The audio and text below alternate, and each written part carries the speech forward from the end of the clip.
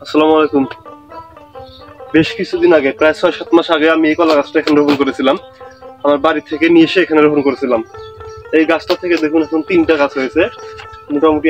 আর এই গাছের ফল আজকে আমি কাটলাম। এই হচ্ছে সেই অরিজিনাল দেশি মালভোগ কলা। আমরা এগুলো যদি বাজার থেকে কিনতে যাই ৬০ টাকা হালি নেয়। যেমন আমি গতকালকে কিনেছিলাম, ৪টা কলার দাম ৬০ টাকা নিয়েছিল। আর আমি এখানে গাছ লাগাইছিলাম, সেই গাছ থেকে আজকে আমি ফল পাচ্ছি। তো আসলে আমি সবসময় নিজে রোপণ করে খাওয়ার চেষ্টা করি, তারপর যখন থাকে না সেক্ষেত্রে আমি বাজার থেকে ক্রয় করি। তো এই হচ্ছে সেই ফল, এবং কিছুদিনের মধ্যে হয়তো এই গাছটা থেকেও আমি পাবো এবং এই গাছ থেকেও পাবো। তো সবার উদ্দেশ্যে একটা কথাই বলতে চাই, জায়গা থাকলে কেউ ফেলে রাখবেন না, অবশ্যই সেখানে কিছু রোপণ করবেন, দেখুন সেটা থেকে আপনি অবশ্যই আশাস্বরূপ ফল পাবেন। এই যে দেখুন ভুট্টা, এই যে এই পেশা ভুট্টা এবং এই যে ওই পেশা ভুট্টা, এগুলো সব আমি রোপণ করেছি। আশা করা যায় এখান থেকে ভালো ফলন পাবো এবং ভালো লাভবান হতে পারবো।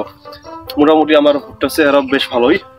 এই জমিটার পাশেই আমি সেখানে পারিবারিক সবজি বাগান চাষ করেছি। সেখানে প্রায় ৮ থেকে ৯ প্রকার শাক, বিভিন্ন প্রকার সবজি চাষ করেছি। মোটামুটি সারা রমজান মাস যদি ওখান থেকে সবজি খাই, আমার মনে হয় টাকা হবে না বা আমার বাজার থেকে করে করতে হবে না।